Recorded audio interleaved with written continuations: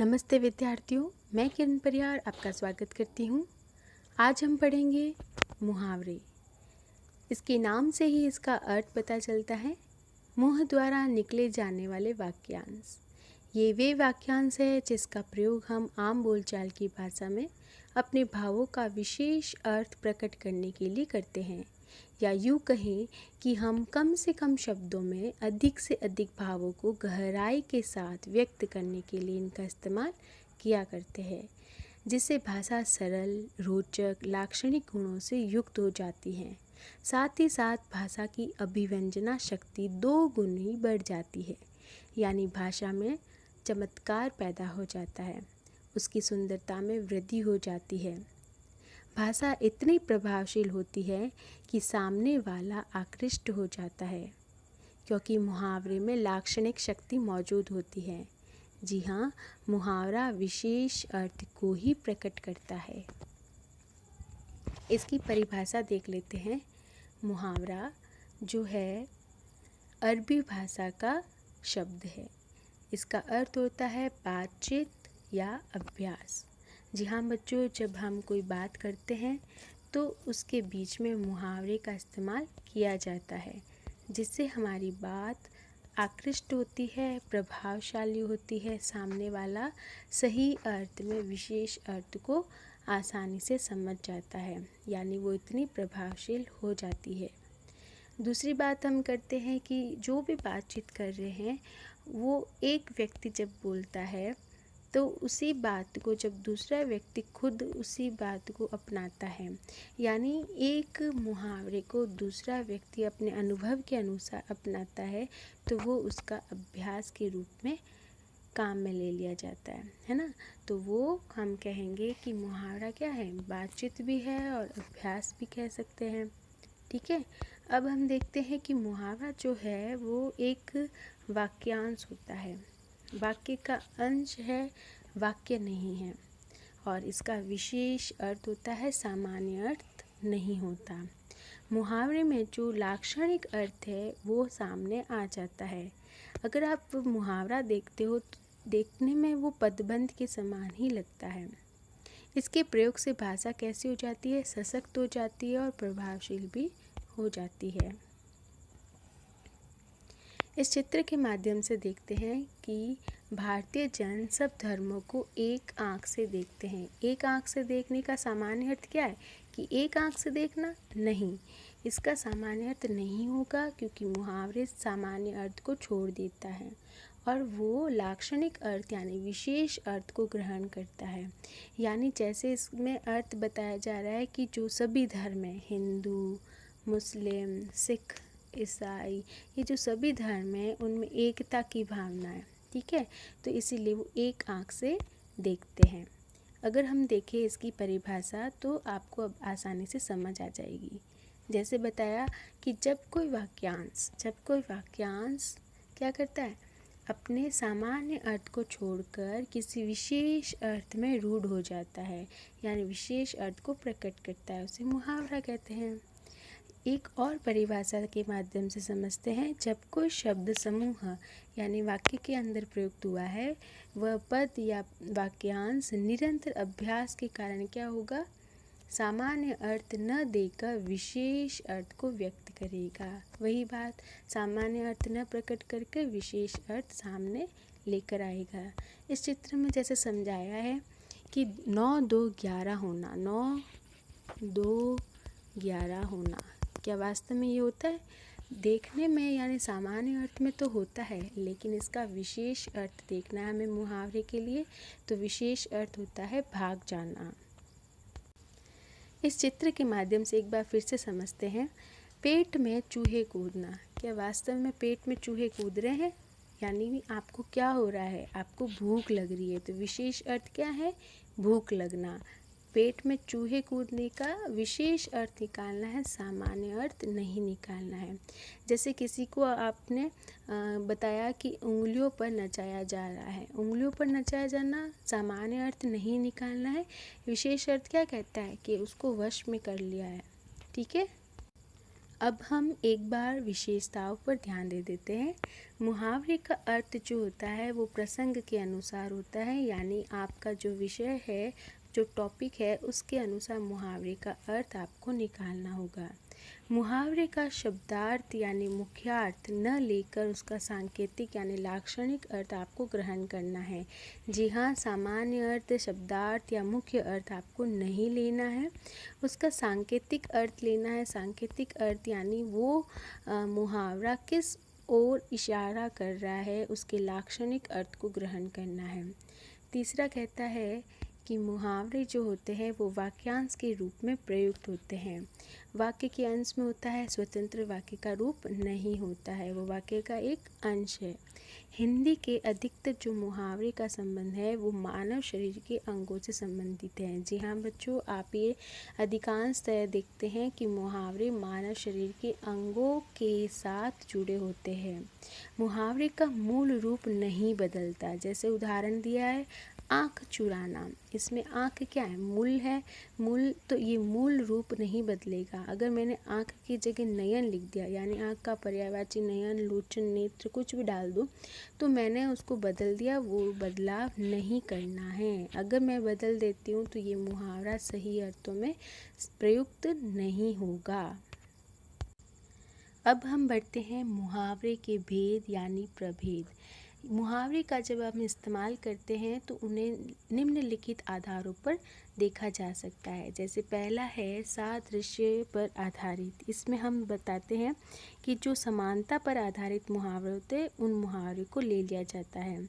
जैसे चूड़ियाँ पहनना, दाल न गलना, सोने का सुहागा यानी सोने पर सुहागा, कुंदन सा चमकना, पापड़ बेलना, इस तरह की समानता से संबंधित मुहावरे इसमें ले लिए जाते हैं। दूसरा है शारीरिक अंगों पर आधारित। शारीरिक अंगों पर वही बात जो भी मैंने आपको बताई, जैसे उंगली उठाना, अंग अंग ढीला होना, आंखें चुराना, अंगूठा दिखाना, छाती पर सांप लौटना, तलवे चाटना, दांत खट्टे करना, नाक रगड़ना, पीठ दिखाना। इस तरह से मुहावरे में क्या आ रहा है? शारीरिक अंगों का प्रयोग हो रहा है। तीसरा है असंभव स्थितियों पर आधारित, यानी ऐसे स्थितियाँ जो कभी संभव नहीं हो सकी है। जैसे पानी में आग लगना, पत्थर का कलेजा होना, है ना, ज़मीन आसमान एक करना, सिर पर पाव रखकर भाग जाना, या हथेली पर सरसों उगना, हवाई किले बनाना, दिन में तारे गिनना। इस तरह के असंभव कार्य जो है वो ऐसे मुहावरे को प्रकट करते हैं। अब आता है कथाओं पर आधारित मुहावरे। कथाएं यानी जो कहानी, किस्से जो है उनसे संबंधित मुहावरे, जिसको देखते हैं जैसे टेढ़ी खीर होना, एक और एक 11 होना, हाथों हाथ बिक जाना, सांप को दूध पिलाना, रंगा सियार होना, दुम दबाकर भागना, काठ में पाव देना। ये एक प्रकार से कथाओं से संबंधित है। ठीक है। अब आते हैं प्रतीकों पर आधारित। प्रतीक यानी चिन्ह। चिन्ह कह दो, सिंबल कह दो। जैसे एक आँख से आप देख रहे हो, जैसे अभी आया था ना, एक आँख से देखना, एक ही लकड़ी से क्या करना? हाँकते जाना, एक ही लकड़ी से हाँकना, एक ही थैले के चट्टे बट्टे। इस तरह से जो एक शब्द है वो समानता का प्रतीक है। अब आता है घटनाओं पर आधारित। वे घटनाएं किससे जो हमेशा हम देखते हैं, जैसे कांटा निकालना, काँव काँव करना, ऊपर की आमदनी, गड़े मुर्दे उखाड़ना। इस तरह से घटनाओं से संबंधित मुहावरे भी बन जाते हैं। अब बच्चों इस चित्र को देखकर आप इस मुहावरे को बनाने का प्रयास करें। जी हाँ बच्चों, आप सही बना रहे हैं। हाँ, तो ये जो माता पिता हैं वो अपने बच्चों को बहुत प्यार कर रहे हैं, तो हमने बनाया आँखों का तारा। जी हाँ बच्चों, ये जो बच्चा है, संतान है, वो माता पिता के लिए आँखों के तारे के समान है। तो हम जब इसका वाक्य में प्रयोग करते हैं, अब मैं आपको बता रही हूँ वाक्य में प्रयोग कैसे करते हैं। जब हमें वाक्य में प्रयोग करना होता है मुहावरे का, तो हमें मुहावरे को वाक्य के अंदर लाना है। ठीक है। एक बात हमने जान ली कि मुहावरा वाक्यांश है, वाक्य का अंश है, इसीलिए वाक्य के अंदर इसका इस्तेमाल करना है। दूसरी बात, जो अर्थ हमें बताना है वो इस वाक्य के प्रयोग के बाद उसका भाव प्रकट करेगा, वही उसका अर्थ होगा। अर्थ को हम अलग से लिखेंगे,